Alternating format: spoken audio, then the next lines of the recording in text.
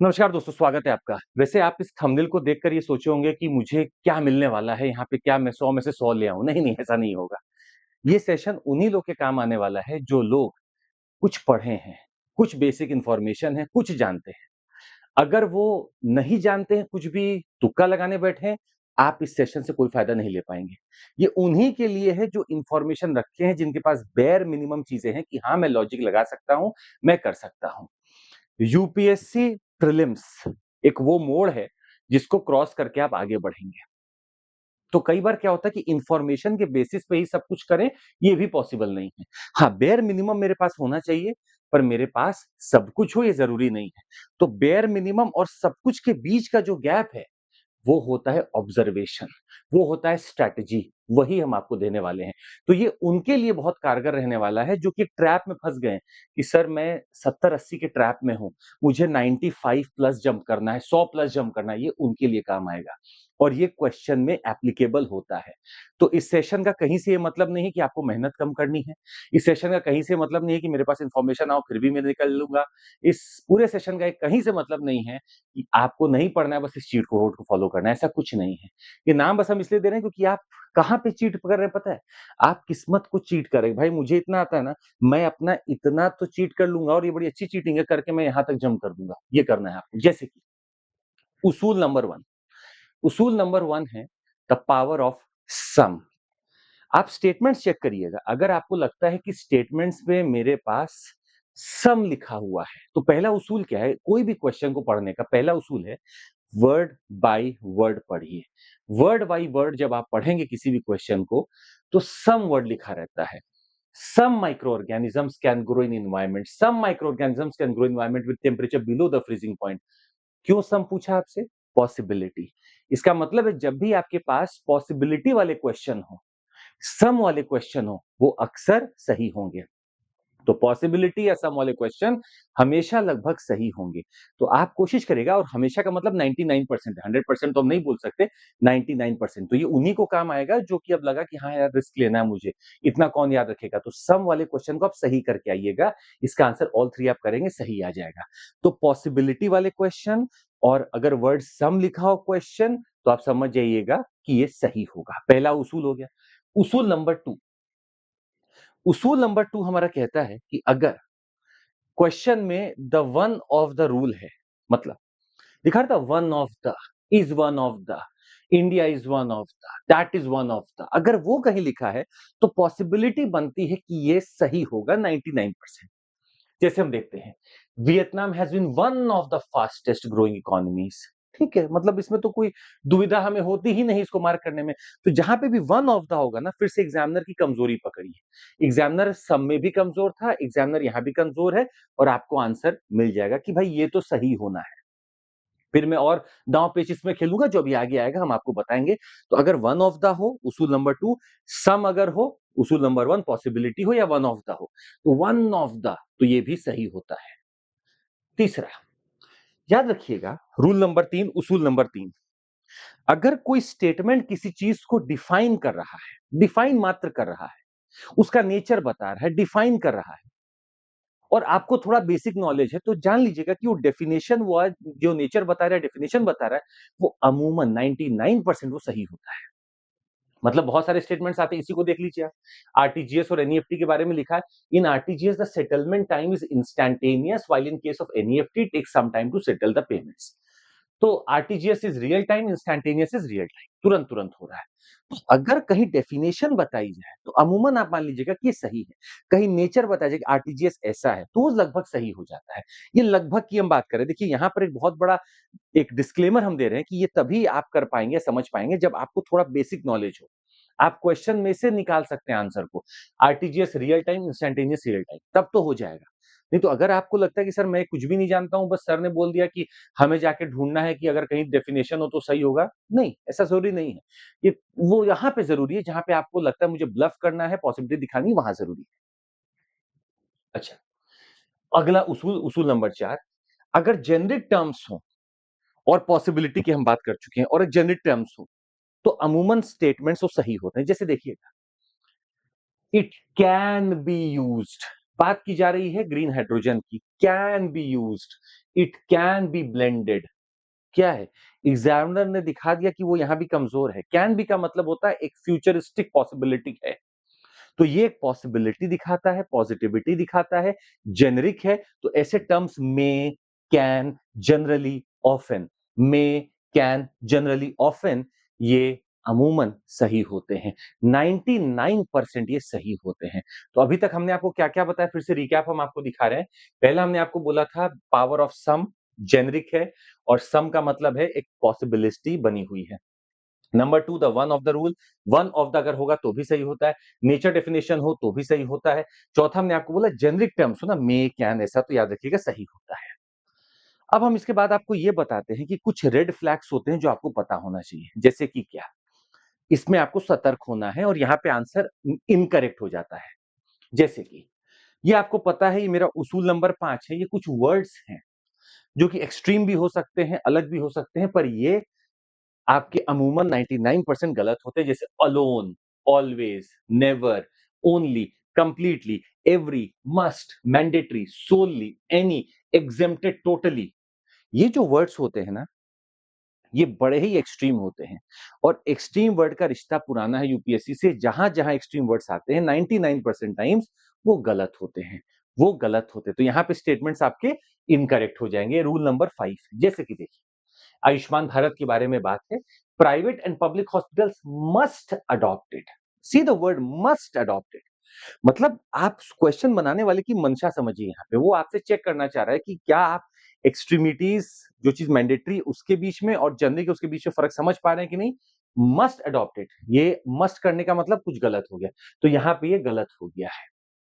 ठीक है, every citizen of India should be part of it, तो मतलब एवरी सिटीजन अगर पार्ट होगा तो भी वही लग रहा है। Every citizen must participate, must adopt, तो यहां पे जहां पे भी एक्सट्रीम आ जाए ना, मस्ट आ जाए, एवरी आ जाए, कंप्लीटली आ जाए, ओनली आ जाए, समझ जाइएगा कि यहां पे यूपीएससी आपको ट्रैप कर रही है, और ये होगा निगेटिव, इनकरेक्ट। अच्छा, हाँ, ये बड़ा इंपॉर्टेंट उसूल नंबर 6 है हमारा। अगर कोई मिनिस्ट्री में एक्सप्लिसिटली मिनिस्ट्री, अगर कोई क्वेश्चन में एक्सप्लिसिटली कोई मिनिस्ट्री या डिपार्टमेंट का नाम है, तो हमने देखा है कि 90% ऑफ द टाइम यूपीएससी आपको फंसा रही होती है। क्वेश्चन में लिखा होगा कि स्पोर्ट्स की बात है, और वो लिख देंगे मिनिस्ट्री ऑफ स्पोर्ट्स अफेयर्स या यूथ अफेयर्स, और होता है मिनिस्ट्री ऑफ ट्राइबल। लगेगा आपको मिनिस्ट्री ऑफ पंचायत होना चाहिए, पता चला मिनिस्ट्री ऑफ एनवायरमेंट है। तो ये बड़ा फर्क होता है। तो जैसे यहां पर हो सकता है आपको क्लियर ना दिख रहा हो, national programme for organic production है, is operated under the guidelines and directions of the union ministry of rural development. तो क्या है कि आप इतना याद तो नहीं रख सकते ना कि भाई किस किस मिनिस्ट्री में क्या आ रहा है। तो हम लोग को यहाँ पे ये देखना है कि क्या मिनिस्ट्री के नाम पे अगर मैं पिछले 15 साल का भी पेपर उठा के देखूं, तो एक आध बार सही दिया होगा, बाकी हर बार ही गलत दिया है यूपीएससी ने उस क्वेश्चन को। क्योंकि क्वेश्चन बनाने वाले भी तो इंसान ही है, वो ट्रैप वहीं तक बना पाते हैं। तो अगर कोई मिनिस्ट्री, कोई अथॉरिटी, कंट्रोलिंग अथॉरिटी का नाम हो, तो मानकर चलिएगा कि यहाँ सस्पेक्ट है, ये सस्पेक्ट है, 90% टाइम वो गलत हो जाता है।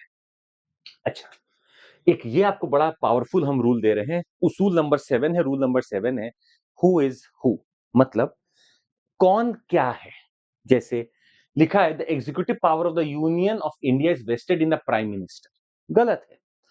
तो वो लोग क्या करते हैं कि अच्छा, इसका कंट्रोलिंग अथॉरिटी इसमें वेस्टेड है, ये इसका सेक्रेटरी ये होता है, डीजीसीए का ये होता है, डीजी का ये होता है, तो समझ जाइएगा कि वो आपको कहीं फंसा रहे हैं। जैसे हु इज द चेयरमैन, तो अगर कहीं पूछ रहे हैं आपसे ना, तो फंसा रहे हैं। Minister of the environment is the chairman of this, फंसा रहे हैं, ट्रैप है।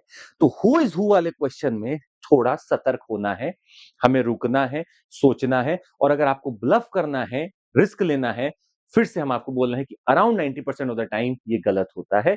स्टेटमेंट यहां गलत होते हैं, तो मतलब वो जिसका अथॉरिटी बोल रहे हैं वो गलत होता है। आइए, अगला रूल 8, उसूल नंबर 8 हमने ऑलरेडी आपको बता रखा है, एक्सट्रीम स्टेटमेंट्स को आपको देखना है। एक्सट्रीम स्टेटमेंट अगर कहीं होगा तो वो गलत ही होगा। जैसे डब्ल्यूएचओ का एयर क्वालिटी गाइडलाइंस के बारे में, कंसीडर द फॉलोइंग स्टेटमेंट्स। इसमें लिखा हुआ the 24 hour mean of PM 2.5 should not exceed 15 microgram, बहुत फैक्चुअल, उसको छोड़ देते हैं। In a year the highest levels of ozone pollution occur during the periods of inclement weather, PM10 can penetrate the lung barrier and enter the bloodstream. Excessive ozone in the air can trigger asthma. Now, this is something, अगर मैं ये देखूं in year the highest levels of ozone pollution, ये आपको trap करना चाह रहे हैं। ट्रैप करने से करना चाह रहे हैं, ये आपसे देखना चाह रहे हैं कि भाई क्या आपको वाकई में पता है या नहीं पता है। तो जहां पे भी आए ना एक्सट्रीम, हाईएस्ट, लोएस्ट, मोस्ट, समझ जाइएगा कि ट्रैप है कोई, यहां ट्रैप है। और यहां पे पॉसिबिलिटी है कि क्वेश्चन गलत होगा, यहां पॉसिबिलिटी बनती है कि क्वेश्चन यहां पर गलत हो जाए, स्टेटमेंट यहां पे इनकरेक्ट हो जाए। तो एक्सट्रीम स्टेटमेंट्स का आपको ध्यान रखना है। अच्छा, रूल नंबर 9, ये बड़ा इंपॉर्टेंट तरीके से सुनिएगा। रूल नंबर 9 क्या है, उसूल नंबर 9 क्या है? The but and trap.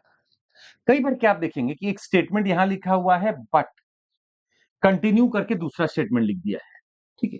यहां पे स्टेटमेंट कुछ लिखा हुआ है फुल स्टॉप, बट यहां करके कुछ और लिख दिया, एक ही स्टेटमेंट, स्टेटमेंट नंबर 1 है। एग्जामिनर के पास यहाँ क्या पावर है कि वो इसको करेक्ट करके इसको इनकरेक्ट कर सकता है, या इसको करेक्ट करके इसको इनकरेक्ट कर सकता है। तो जो फंसाने का इन लोग का तरीका होता है ना, वो यही होता है।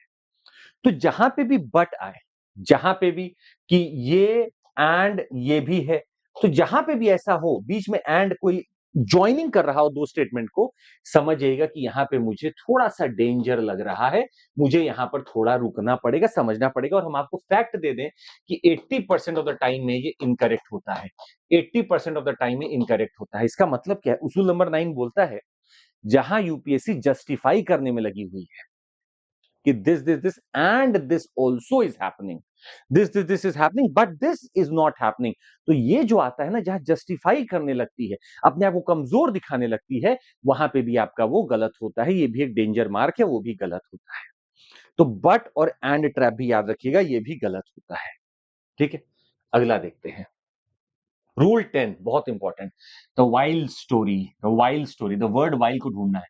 उसूल नंबर 10 है, वही है, दोनों स्टेटमेंट को जोड़ रहा होगा। जैसे देखिएगा, acquiring new technologies capital expenditure, debt financing is considered capital expenditure while equity financing is considered revenue expenditure. तो जहां पे भी आपको लगे ना कि वाइल लगा रहा है, बट लगा रहा है, एंड लगा रहा है, समझ जाइएगा कि क्वेश्चन क्या है, इन ये स्टेटमेंट क्या है, इनकरेक्ट है। तो ये 80 से 90% प्लस ही हम मान के चलेंगे कि जहां पे भी वो ये लगाते हैं, वहां पे वो इनकरेक्ट ही होता है स्टेटमेंट। देखिए, हम फिर से आपको डिस्क्लेमर के साथ बोल रहे हैं, ये रूल आप तभी यूज कर पाएंगे when you have basic information, you have studied necessary things and you are adamant कि मुझे निकालना है। अगर आपको इतना रिस्क लेना है तभी आप इसमें कर पाएंगे, नहीं तो बेमतलब का रूल लगाने लगेंगे, नहीं होगा। कई बार ये सही भी हो जाता है। आप तभी लगाइए जब आपको लग रहा है कि हाँ, मैं इतना जानता हूं, मैं एक दो को तो मैं एलिमिनेट कर सकता हूं, तभी आप लगा पाएंगे।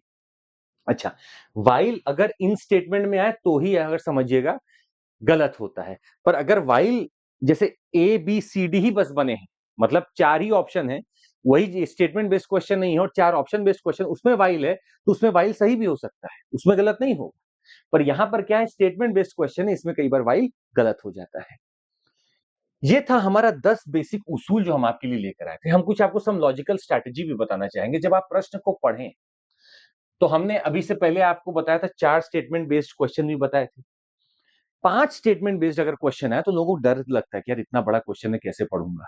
इसका एक छोटा सा हमने ऑब्जर्वेशन देखा पिछले इतने सालों से, जो भी ये क्वेश्चन आए, कम आए हैं, all statements are generally not correct here. तो उसमें होता है ना 1 2 3 4 एंड 5, ये नहीं होता है, ये नहीं होता है। तो अगर मैं एकदम ही फंस चुका हूं, मुझे कुछ नहीं आता है, तो याद रखिएगा ऑल इसमें नहीं होता है, all does not work here, all statements are correct here, does not work here, वो यहां वर्क नहीं करता है। तो इतना आपको छोटा सा चीज याद रखना है कि वो यहां पे वर्क नहीं करेगा, it does not work here, वो यहां पे वर्क नहीं करता है। अच्छा, दूसरा क्या लॉजिक है हमारा? एक लॉजिक हमारा ऐसा है कि जब दो statement focus on the same location और theme, they rarely can both be right.